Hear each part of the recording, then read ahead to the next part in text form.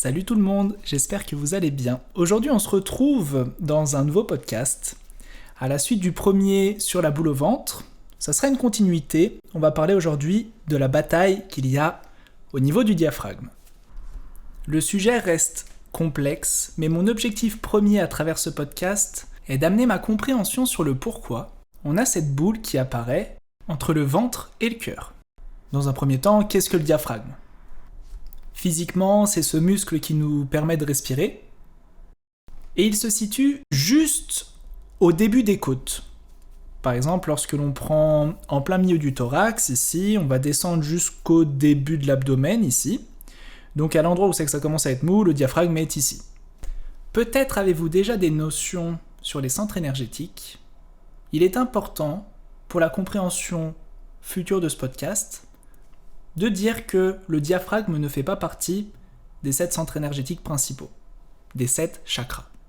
Pour moi, mais je pense que beaucoup me rejoindront là-dessus, c'est un pont qui peut être bouché.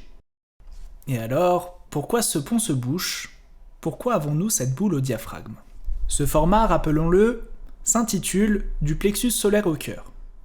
Donc on va parler du cœur et du ventre. Il y a des choses que nous souhaitons avec le cœur, mais parfois nous pensons que cela est impossible. Il peut être utile que je vous partage ça. Le corps s'exprime énormément au travers du ventre. Il s'exprime en fait même à travers les 3 premiers centres énergétiques principaux, à travers les 3 premiers chakras. Mais le but de ce podcast n'est pas de parler du corps en lui-même, mais du conflit qu'il y a entre le ventre, là où le corps s'exprime, et le cœur, là où les envies conscientes s'expriment. Donc le corps a enregistré des choses à travers le subconscient, à travers des expériences, à travers des choses apprises, de nos modèles sociétaires, des amis, des parents. Dans tous les cas, il y a beaucoup de choses qui ont été inscrites à cet endroit-ci. Ces choses ont été inscrites dans le corps pour l'informer. Je reste volontairement vague là-dessus. Parfois, nous avons envie de choses qui vont totalement à l'encontre de ce que nous avons appris, de ce que le corps a appris et enregistré dans le subconscient.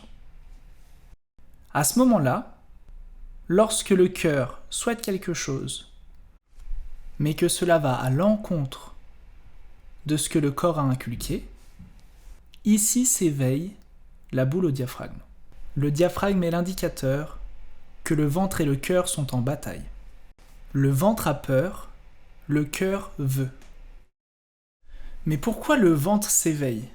C'est vrai, si le cœur veut. Pourquoi le ventre s'éveille ? Il a peur, d'accord ? Mais de quoi a-t-il vraiment peur ? Le ventre protège. Il protège des conséquences, des potentiels choix.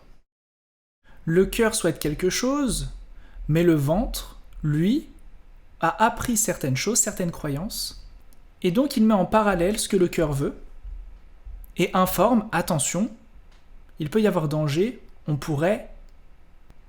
Est-ce que je choisis volontairement le mot « souffrir » ? On pourrait avoir mal en tout cas. Et donc du coup là, il y a 2 axes. Soit des croyances apprises, sans forcément les avoir vécues, soit des croyances ayant été vécues. Des faits ayant été vécus, ayant profondément touché l'individu, des peines vécues dans le passé. Prenons un exemple. Je souhaite changer de travail. Je le souhaite profondément.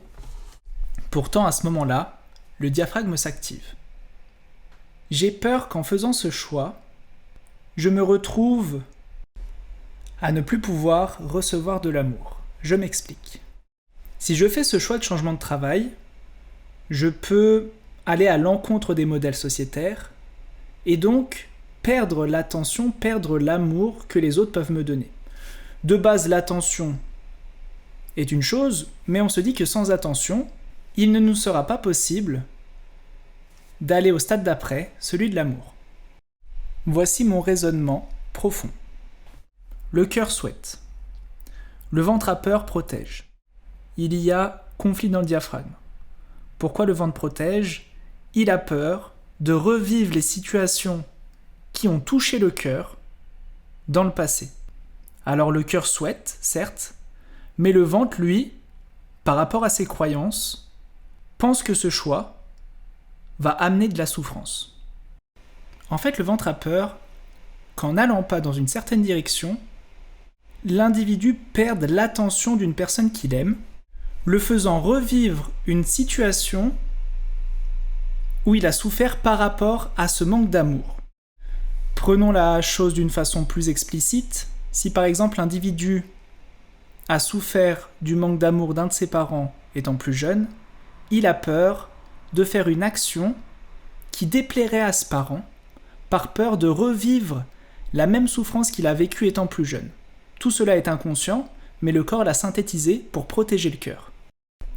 Plus la boule au diaphragme est grande, plus l'envie est forte, mais plus la peur est ancrée dans le subconscient. La peur est de plus en plus ancrée lorsque l'on a peur des conséquences, et souvent les conséquences qui nous font le plus peur sont en rapport avec l'amour, sont en rapport en tout cas avec l'attention que certaines personnes nous accordent. Très souvent, cette boule au diaphragme va apparaître lorsque il y a un potentiel conflit qui peut se déclarer avec la personne que l'on aime ou avec nos parents. En tout cas, on a grandement peur de la réaction de la personne en face de nous lorsque l'on souhaite vraiment exprimer qui l'on est. On a peur qu'en étant authentique, nous ne méritons plus de recevoir de l'attention, mais plus profondément de l'amour. Et là apparaît très souvent l'ego. L'ego est présent pour protéger. Et au final, j'aime beaucoup appeler ce point au diaphragme le nœud de l'ego.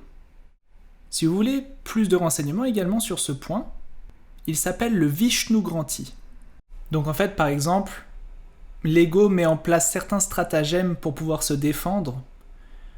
Il pense qu'il doit être d'une certaine façon pour mériter l'amour. Donc, il va mettre différents stratagèmes en place. Et souvent, lorsque nous pensons faire quelque chose que nous souhaitons vraiment, et que cela ne s'avère pas être la vérité, que nous faisons un choix pour faire un compromis entre nos peurs et nos envies, alors le Vishnu Granthi s'éveille. Alors la bataille dans le diaphragme retentit. Sans rentrer en détail dans ce podcast sur la personnalité, il peut être intéressant de se renseigner sur notre personnalité pour savoir comment nous fonctionnons à travers les situations pour recevoir de l'attention. Et lorsque nous avons identifié comment notre personnalité met en place certains stratagèmes pour avoir de l'attention, nous pouvons mettre le doigt sur nos schémas défensifs et donc du coup beaucoup plus facilement les désamorcer. Et enfin, pour terminer ce podcast, je prendrai encore une fois la chose d'une façon un tout petit peu annexe. Donc le diaphragme s'éveille lorsqu'on a peur d'être authentique, par peur de perdre. Cela peut être la personne ou une situation. On va dire quelque chose que l'on a. Et nous pensons que sans cette chose, nous n'aurons pas d'amour. Par exemple, j'ai peur qu'en changeant de travail, je ne plaise plus à mes parents, donc j'ai peur de perdre l'amour de mes parents, alors je ne fais pas vraiment ce que j'ai envie. J'ai peur qu'en changeant de coupe de cheveux, des fois ça peut être simplement des choses simples comme ça. J'ai peur de perdre l'amour, l'attention de mon copain, ma copine, alors que j'en ai très envie, alors je ne le fais pas, et là apparaît la boule au diaphragme. Pour délier cette boule, il est important de suivre le cœur et de désamorcer les croyances qui nous barrent la route. Clairement, qui nous barrent la route. La croyance de ne pas pouvoir avoir de l'amour. Encore une fois, le ventre est apaisé lorsque l'on a confiance. Faire les choses que l'on aime sans peur des conséquences, faire les choses que l'on aime sans attente d'un retour, amènera au cœur. La question à se poser serait donc, est-ce que je fais cette chose parce que j'en ai envie, ou est-ce que je le fais parce que je pense que je suis obligé de le faire pour avoir quelque chose en retour? Et à l'inverse, est-ce que je m'empêche de faire quelque chose parce que j'ai peur des conséquences que cela implique? Toujours quelque chose que j'ai envie. Et pour désamorcer aussi cette boule au diaphragme, il nous faudra trouver le moyen de comment réussir à surmonter ces peurs pour exprimer ce que le cœur veut. Donc l'exprimer des fois de façon orale ou bien dans les actes. La peur du manque de compréhension de la personne en face doit être surmontée. Je pense avoir fait le tour de ce que je souhaitais partager à travers ce podcast. J'espère qu'il vous a plu. Je vous laisse poser des questions dans l'espace commentaire si vous avez des précisions à demander ou si vous avez des choses à débattre, des expériences à partager. Je serai très heureux de pouvoir y répondre. Je vous souhaite une excellente journée, une excellente soirée, et puis on se dit à la prochaine pour un prochain podcast. Salut!